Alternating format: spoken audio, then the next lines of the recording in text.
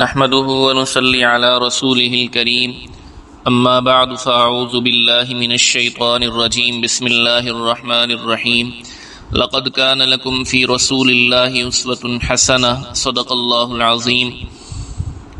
کاش وہ چہرہ میری آنکھ نے دیکھا ہوتا، مجھ کو تقدیر نے اس دور میں لکھا ہوتا، باتیں سنتا میں کبھی پوچھتا معنی ان کے، آپ کے سامنے اصحاب میں بیٹھا ہوتا، ہر سیاہ رات میں سورج ہیں حدیثیں ان کی، وہ نہ آتے تو زمانے میں اندھیرا ہوتا، وہ میرے ساتھ ہیں اس بکھرے ہوئے جنگل میں، ورنہ مر جاتا اگر میں یہاں تنہا ہوتا۔ فخری جب مسجد حضرت میں اذانیں ہوتیں، میں مدینے سے گزرتا ہوا جھونکا ہوتا۔ اللہم صلی علی محمد النبی الامی وآلہ وسلم۔ جنگ فجار کے بعد جب حالات معمول پر آ گئے تو ایک دن زبید قبیلے کا ایک فرد باہر سے کچھ سامان لے کر آیا اور مکہ مکرمہ کے ایک نہایت با اثر اور طاقتور سردار عاص بن وائل کے ہاتھ فروخت کر دیا۔ عاص نے سامان تو لے لیا مگر قیمت ادا کرنے سے مکر گیا۔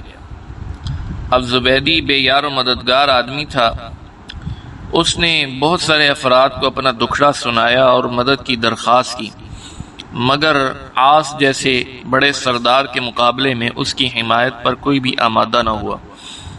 جب ہر طرف سے مایوس ہو گیا تو طلوع آفتاب کے وقت کوہ ابو قبیس پر چڑھ کر وہ چلانے لگا، یا آل فہر لمظلوم بضاعتہ ببطن مکہ نعی الدار والنفر،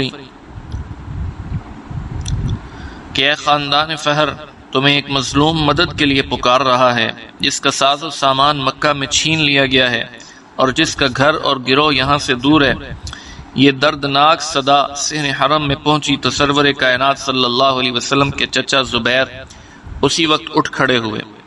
بنی ہاشم، بنی زہرہ اور بنی اسد قبائل کے متعدد سرکردہ افراد بھی ان کے ساتھ ہو لیے۔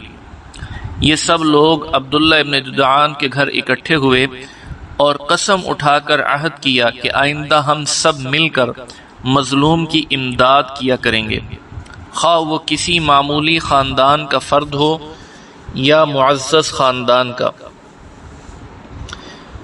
جب تک دریا کا پانی اون کو تر کرتا رہے گا اور کوہ حرا و سبیر اپنی جگہ کھڑے رہیں گے، یعنی تا ابد۔ یہی معاہدہ بعد میں حلف الفضول کے نام سے مشہور ہوا۔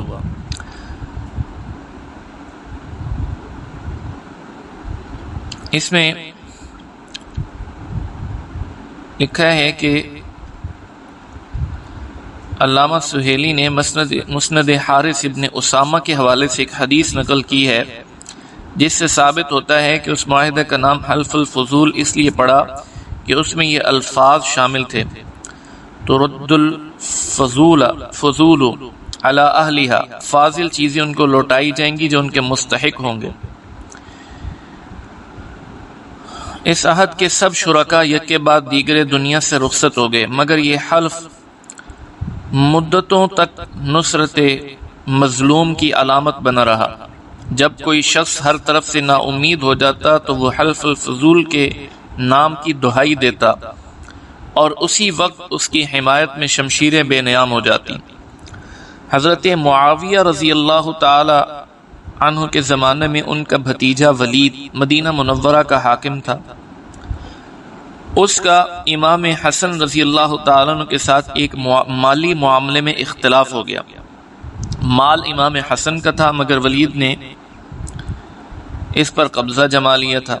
امام حسن کو اور کوئی صورت نظر نہ آئی تو انہوں نے ولید سے کہا، تمہیں میرے ساتھ انصاف کرنا پڑے گا، ورنہ میں قسم کھا کر کہتا ہوں کہ اپنی تلوار لے کر مسجد نبوی میں کھڑا ہو جاؤں گا اور حلف الفضول کے نام پر لوگوں کو امداد کے لیے پکار لوں گا۔ ولید کی محفل میں اس وقت عبداللہ بن زبیر رضی اللہ تعالیٰ بھی موجود تھے۔ انہوں نے امام حسن کی یہ بات سنتے ہی ولید کے سامنے یہ اعلان کیا، اور میں قسم اٹھا کر کہتا ہوں اگر حسن نے حلف الفضول کے نام پر آواز دی تو اپنی تلوار لے کر اس کی حمایت میں کھڑا ہو جاؤں گا، پھر یا تو حسن کے ساتھ انصاف ہوگا یا ہم سب لڑتے ہوئے جان دے دیں گے۔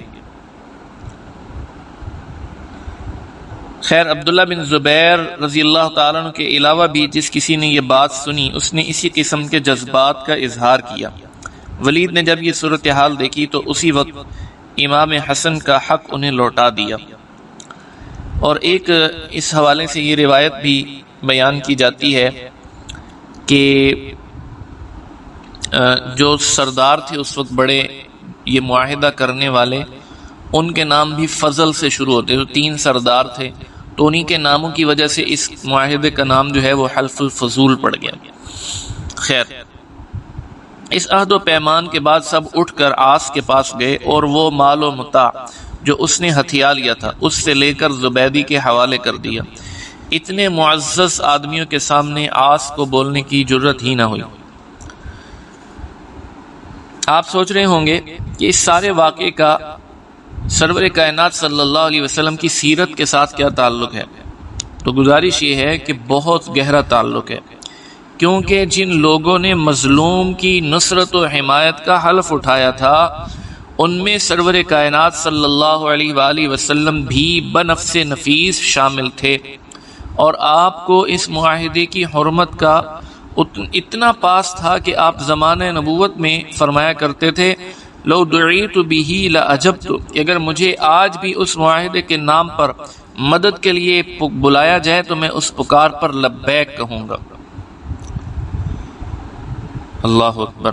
آپ علیہ الصلوۃ والسلام کو کس قدر مظلوم کی مدد اور اس کی اعانت کا کتنا خیال تھا، اللہ ہمیں بھی یہ فکر اور غم نصیب فرمائے۔ درود پاک پڑھ لیجئے۔ اللہم صلی علی محمد النبی الامی وآلہ وسلم۔